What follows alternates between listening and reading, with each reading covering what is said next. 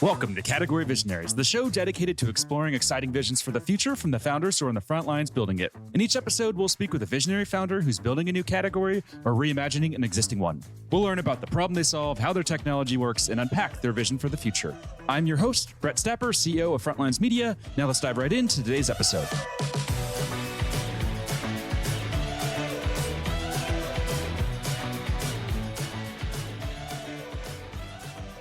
Hey everyone, and thanks for listening. Today I'm speaking with Jason Radisson, CEO and founder of Movo, an HR automation platform that's raised over $9 million in funding. Jason, thanks for chatting with me today. Thanks for having me on, Brett. No problem. So as I was preparing for this interview, checking out your LinkedIn, I saw that you were at Uber in 2015 and a lot of amazing things happened after Uber, but I'd love to start there. Take us back to 2015 and what you were doing at Uber. Oh gosh. So I joined Uber kind of at an interesting inflection point.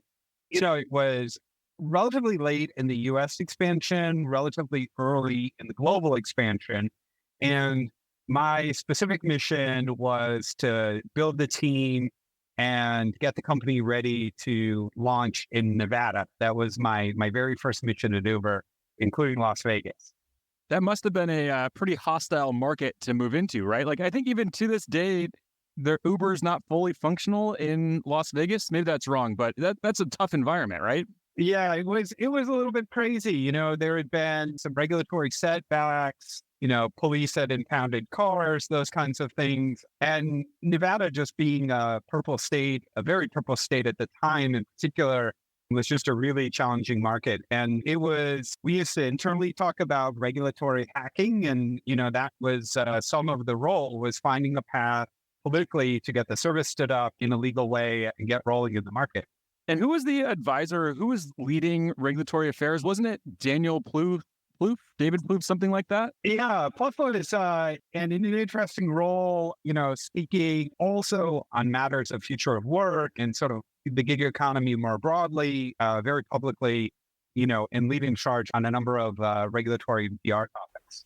Got it. And then let's leap forward now and let's go to 2017. You joined 99 Taxis as COO. What was that experience like? And then what was the outcome there of 99 Taxis? Yeah, absolutely. So, the really interesting thing I found and I'll just say this more generally as an entrepreneur, I always remind myself when we talk about it on our teams, product market fit, it's certainly not a static thing and it's a two-sided thing, meaning one thing is what you're doing with the product. The other thing is the markets that you choose. And the interesting thing about the gig economy was that the best product market fit really in the world for ride sharing was in Latin America, in particular in secondary cities in Latin America, the kind of city that has 3 million, 5 million, 6 million people is just perfect for a service like Uber or for 99 Taxis. You've got a really ready pool of labor. You've got a ton of underemployed folks all around the city and in the surroundings, and you've got a really sort of snarled infrastructure and lack of infrastructure and terrible traffic and other inconveniences. And then you've got an emerging middle class, upper middle class folks with not a lot of time, but plenty of disposable income to spend on services. So if you look at services like 99 Taxis, like Rappi, like Uber, these are services that just fit super well in big Latin American cities. And that was part of the motivation, and it was just a wonderful experience and really a chance already to do a future of work company and a scale up in a way that was more beneficial to both sides, more beneficial to the company, but then also much more beneficial to the workforce. 99 Taxis was the local favorite and the preferred brand and sort of the Brazilian startup that had grown up and tried to do everything right by all the stakeholders. And that was very unique and very refreshing working there and help scaling up that platform. And as you alluded to, we had a fantastic result. We were able to 10x the business very quickly. I led the charge together with a number of amazing operators in building up the platform and rolling out the platform across a bunch of cities. We had a great technology partnership with Dini Shuxing from China on a number of topics, and we were able to sell the company for $1 billion just a few quarters later after taking our Series C. It was quite an event and quite a success story for the local market in that ecosystem in Brazil that hadn't had a lot of exits yet at that time. And I think I read as well, that was Latin America's first unicorn. Is that correct? It was first unicorn, clean unicorn exit in that Brazilian ecosystem. Yep, in particular. What did you learn from that entire experience? So we can you kind of rope in Uber to that and combine these stories together. But like that whole journey there, like what did you learn? Well, I think what you learn is on a very fundamental level, what it means to bring a service to the world in a very impactful way.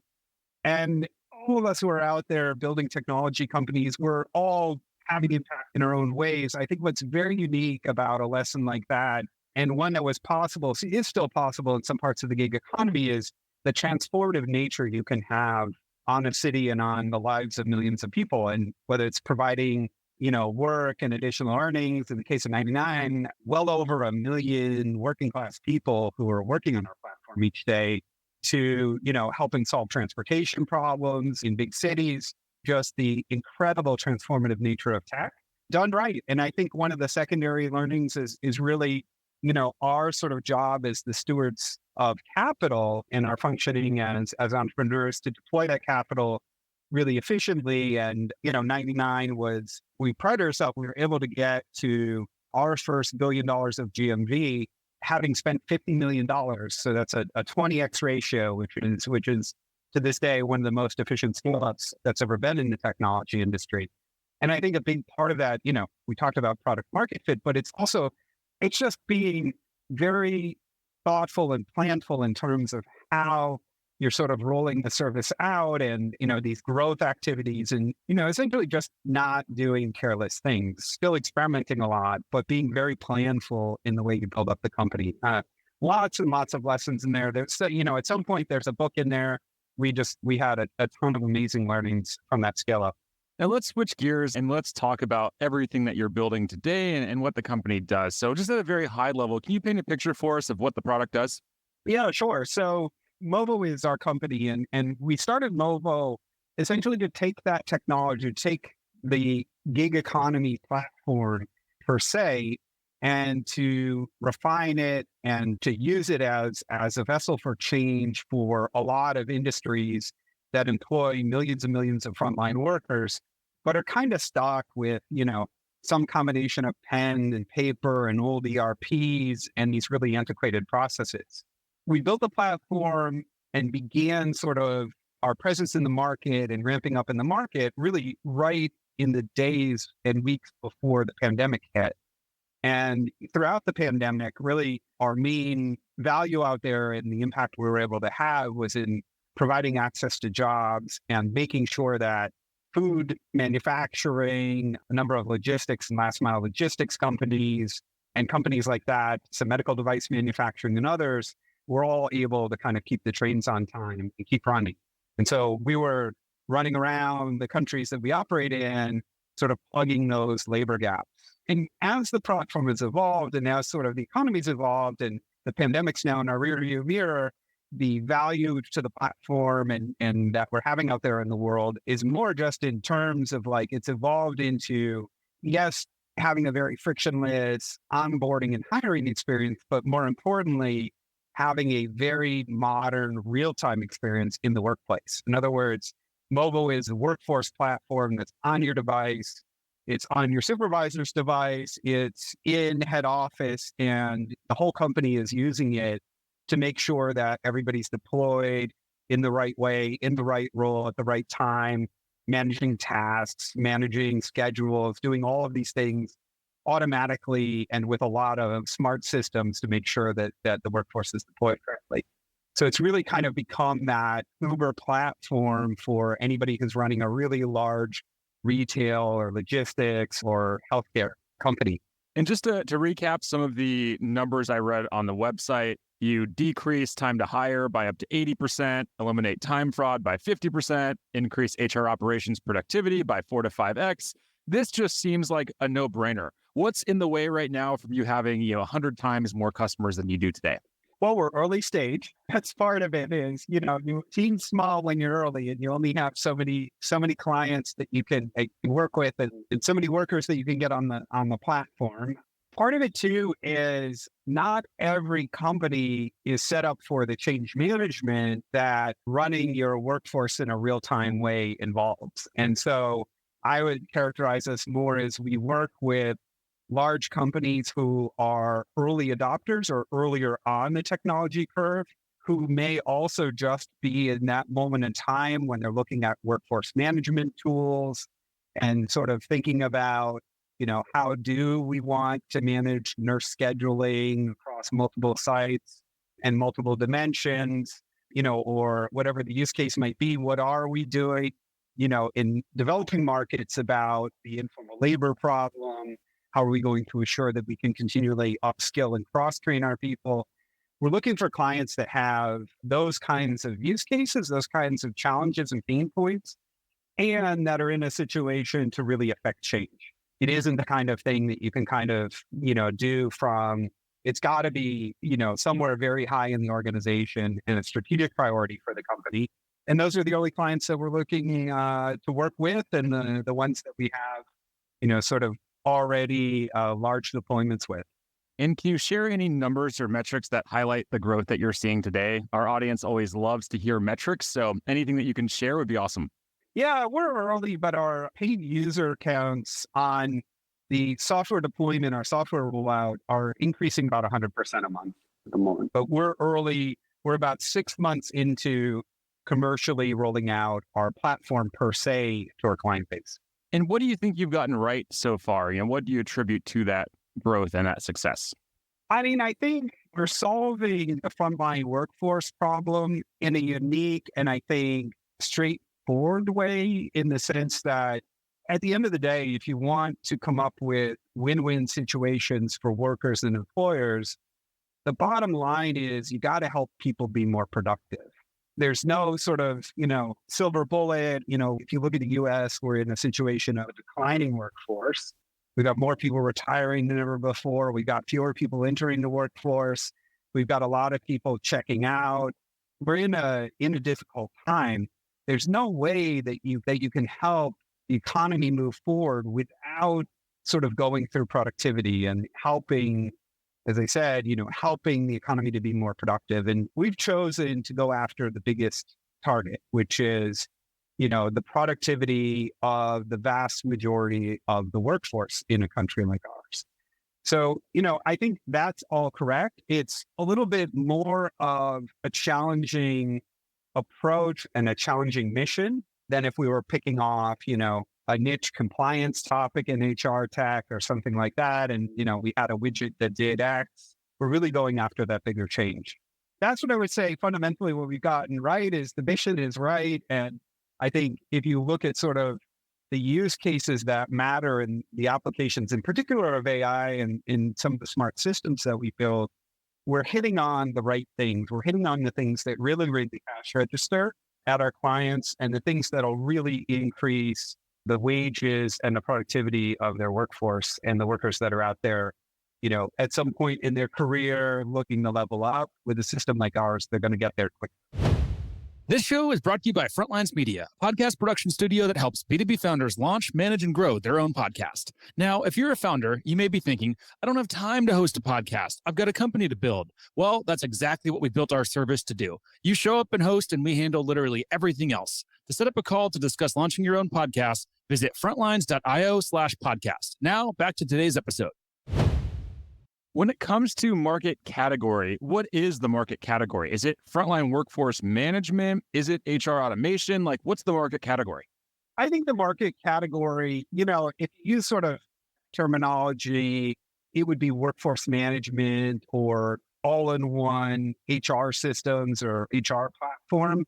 I think really most everything pays into workforce management. And, the approach that we have is fundamentally this gig approach that, let's face it, the generation coming up really needs and is kind of grown up with, where you're on a platform in real time all day long with your whole team. That approach is the workforce management of the future. And that's right where our product is. And I think the other HR applications and features, they all pay into that. In other words, if we're scheduling and deploying and automatically dispatching workers to different locations or trimming schedules or assigning them to different shifts or giving them incremental time off when the forecast is such that we're not going to have enough work, tomorrow afternoon or whatever that is, all of that automation all means 10, 20% greater productivity in a large employer. And all of that stuff requires seamless hiring, it requires upskilling and training and cross-training. It requires the other areas of HR to support it or HR technology to support it. So I'd say it's both. We're both an end-to-end platform approaching this set of problems, but the main place that we usually begin and where, clients, their pain points are usually pretty much in that HR, sort of workforce management space. And then, from there, it's everything else really lives to support workforce management and support the frontline. I would say even, you look at, there's a lot of talk about recruiting automation and hiring technology and everything. That's all really important.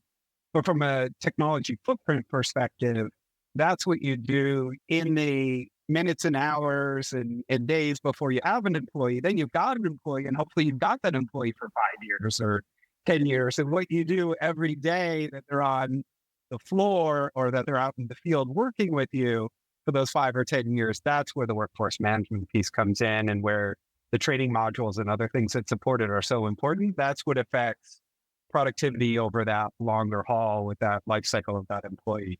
It's a long answer, but I think the future, the big lever for HR technology and for AI and HR out there in the economy and the world is in better and better workforce management and that kind of core functionality that we're aiming our teams at and the things that we're trying to solve with our clients.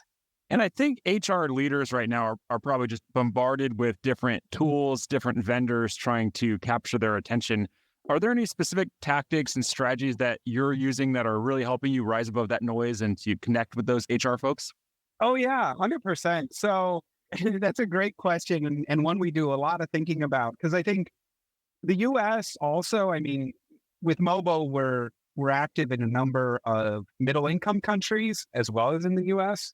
And the U.S. is very unique in that the HR tech space is completely dominated by big companies with huge budgets. And literally, they spend billions of dollars around sort of this HR platform space.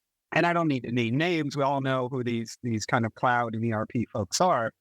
And then underneath it, you've got a lot of startups that just really struggle to see the light of day.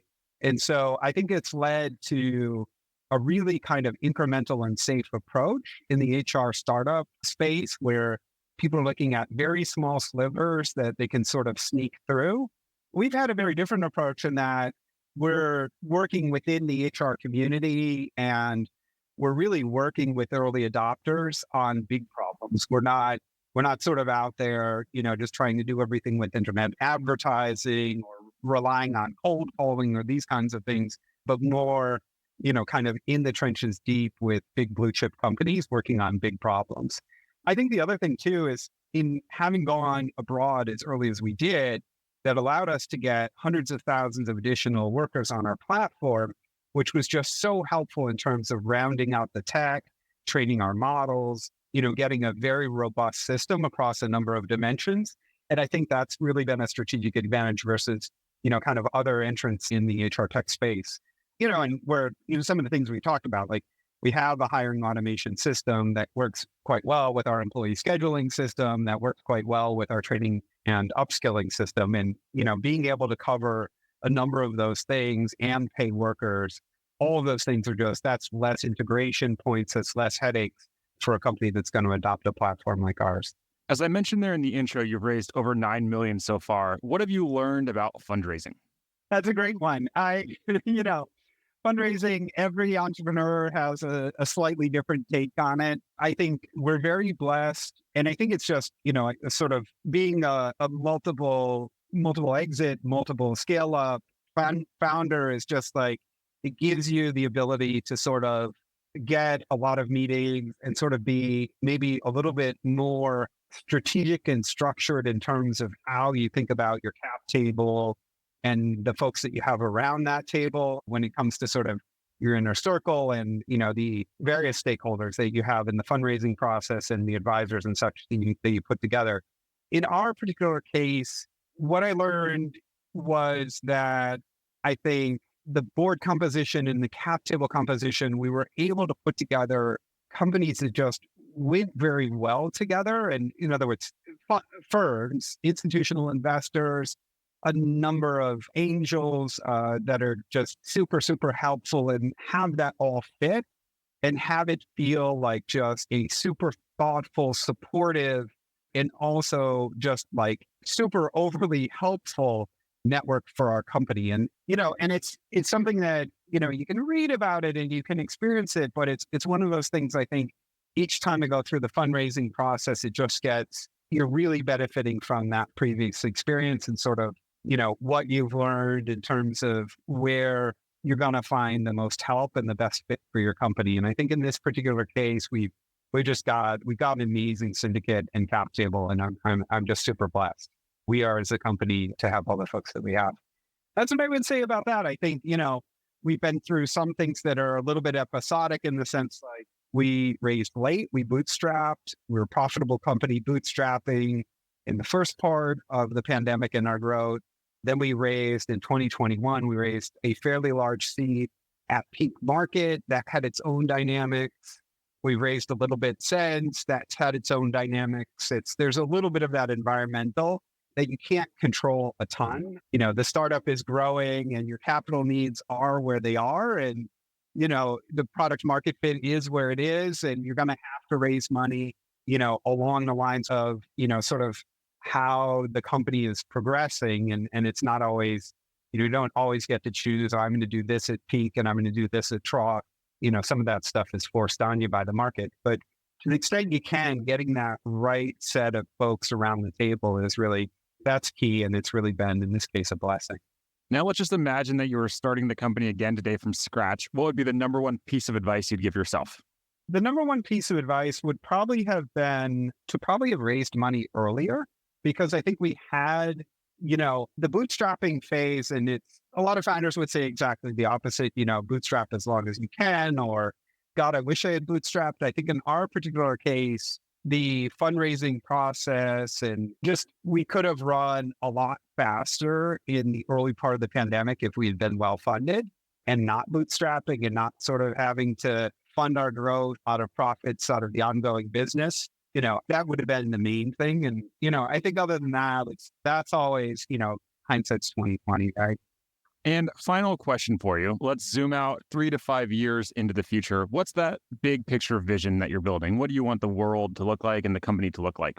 I want the company first, and in my extension of world, but I think our goal is to make a win-win and an improvement in, like I said, the productivity for companies, but also the standard of living for tens of millions of frontline workers. This is the technology. There aren't a lot of silver bullets when you talk about the frontline worker problem. And it's slightly different in different parts of the world, but, fundamentally this problem of sort of stagnating productivity, stagnating wages, being overworked. I think if you look at that problem, our platform is it's one of the few answers that technology in a really scalable way has come up with for that problem. And I think having a platform like ours out there, I think finding other broad technology solutions that allow big workforces to be more productive and earn a respectable wage that you can raise a family on. I think being able to do that at scale is really what we're about. And that's the main thing that I would like to see changed in the world. It's more technology for good at scale. I think the flip side of that is it really does call upon corporate leaders. And it's not, there are a lot of early adopters. There are a lot of corporate leaders who are leaning in and want to help solve the frontline worker problem. And there could always be more. I think my challenge to corporate leadership is always the technology exists and it's hard. Change is hard, but the other side of a change initiative like this is, it is 10, 20% more productivity in your company. It is, that drops to the bottom line. That means higher wages. that means you're able to be out there as a high road employer, having a big impact on the communities that you're operating in. It's always easy to not do that and to just go to, through your kind of daily job and be change averse and, risk averse and conservative in your decisions. But to the extent that you can lean in on the implementation of productivity enhancing technology, you are just doing good in the world. And I think that's the other side of it. And, one of my personal passions, and definitely, one that a discussion that we have all the time in our day to day, whether it's, arguing and advocating on behalf of workers and classes of workers for better pay or better working conditions or better time, or, advocating on behalf of putting better technology into a workplace or improving safety standards. These are all things that we do on a very regular basis with our clients and with our potential clients out there in the market. Amazing. I love it. And I love the vision and love everything that you're doing. Jason, we are up on time, so we'll have to wrap here. Before we do, if any founders listening in want to follow along with your journey, where should they go? Thanks, Brett. The easiest way to get in touch with us is at movo.co. That's movo.co. And you can also find us on LinkedIn under my name or under Movo for our company. Amazing. Well, thank you again for taking the time to chat, talk about what you're building, and share some of those lessons that you learned early on in your career at Uber and 99. This was a lot of fun. I really enjoyed it, and I think our audience is going to as well. So thanks so much for taking the time. Thanks again for having me on, Brett. All right. Cheers. Take care. This episode of Category Visionaries is brought to you by Frontlines Media, Silicon Valley's leading podcast production studio. If you're a B2B founder looking for help launching and growing your own podcast, visit frontlines.io/podcast. And for the latest episode, search for Category Visionaries on your podcast platform of choice. Thanks for listening, and we'll catch you on the next episode.